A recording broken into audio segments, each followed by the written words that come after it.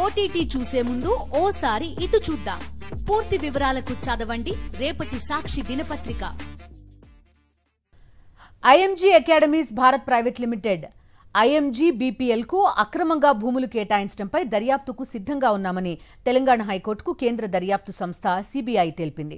Court ఆదేశిస్తే నాటి CM Chandrababu cabinet తీసుకున్న నిర్ణయంపై విచారణ చేపడతామని పేర్కొంది. అక్రమ భూ కేటాయింపు వెనక ఉన్నవారెవరో తేలుస్తామని స్పష్టం చేసింది. ఈ కేసు దర్యాప్తుకు తాము ఎప్పుడూ వెనకడుగు వేయలేదని, వసతుల లేమి కారణంగా ప్రాథమిక విచారణ సీబీసీఐడీతో చేయిస్తే తదుపరి దర్యాప్తు తాము చేపడతామని చెప్పామని, అదే విషయం ఈ కోర్టుకు సమర్పించిన కౌంటర్లో కూడా వెల్లడించామని సీబీఐ వివరించింది.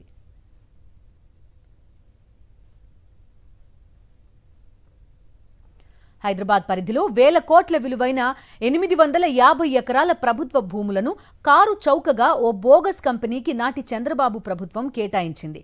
ఆ కంపెనీకి 100 కోట్ల రాయితీలివ్వడమే కాకుండా హైదరాబాద్లోని స్టేడియంలను కూడా అప్పగించింది. దీని వెనుక చంద్రబాబు సర్కార్ పెద్దలు ఉన్నారు. బోగస్ కంపెనీకి ఇన్ని 100 ఎకరాలు 100 కోట్లు ఎందుకు కేటాయించారు? దీని వెనుకున్న వారెవరో తేలాలంటే సీబీఐ విచారణకు ఆదేశించాలి అని కోరుతూ సీనియర్ పాత్రికేయులు ఏబీకే ప్రసాద్, న్యాయవాది శ్రీరంగారావు 2012లో హైకోర్టులో ప్రజా ప్రయోజన వ్యాజ్యాలు దాఖలు చేశారు. నాటి నుంచి ఈ పిటిషన్లపై విచారణ సాగుతూనే వస్తోంది. తాజాగా ప్రధాన న్యాయమూర్తి జస్టిస్ అలోక్ ఆరాధే, జస్టిస్ శ్రీనివాసరావు ధర్మాసనం ఈ వ్యాజ్యాలపై విచారణ చేపట్టింది.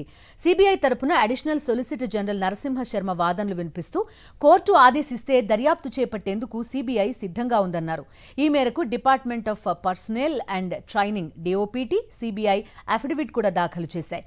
విచారణ చేపట్టడానికి తమకు ఎటువంటి అభ్యంతరం లేదని స్పష్టం చేశాయి. క్రీడాభివృద్ధి పేరిట ఐఎంజీ భారత్కు 2003లో మామిడిపల్లి, శేరిలింగంపల్లిలో 850 ఎకరాల అత్యంత విలువైన భూములను చంద్రబాబు ప్రభుత్వం కేటాయించింది. ఇందులో 450 ఎకరాలకు సేల్ డీడ్ కూడా చేసి ఇవ్వడమే కాకుండా రాష్ట్రంలోని స్టేడియంలను ఆ సంస్థకే అప్పగించింది. అలాగే నిర్వహణ కోసం రాయితీలిస్తూ ఒప్పందం చేసుకుంటూ జీవో విడుదల చేసింది. అయితే తర్వాత వచ్చిన వైఎస్ రాజశేఖర రెడ్డి ప్రభుత్వం ఇంత పెద్ద మొత్తంలో, అది ఆ సంస్థ పెట్టిన 4 రోజుల్లోనే భూములివ్వడాన్ని ఆక్షేపించింది. ఎలాంటి క్రెడిబిలిటీ లేని సంస్థకు స్టేడియంలు, రాయితీలు ఇవ్వడం ప్రజాధనం దుర్వినియోగం కిందికే వస్తుందని భావించి ఒప్పందాన్ని, జీవోను రద్దు చేసింది వైఎస్ రాజశేఖర రెడ్డి ప్రభుత్వం. దీనిపై బిల్లిరావు హైకోర్టులో పిటిషన్ వేయగా వైఎస్ఆర్ ప్రభుత్వ నిర్ణయాన్ని న్యాయస్థానం సమర్థించింది. ఆ భూములను స్వాధీనం చేసుకోవాలని 2024 మార్చిలో ప్రభుత్వాన్ని ఆదేశించింది. అయితే ఇదే అంశంపై సీబీఐ దర్యాప్తు కోరుతూ పలు పిల్స్ దాఖలు కాగా వాటిపై విచారణ కొనసాగుతోంది.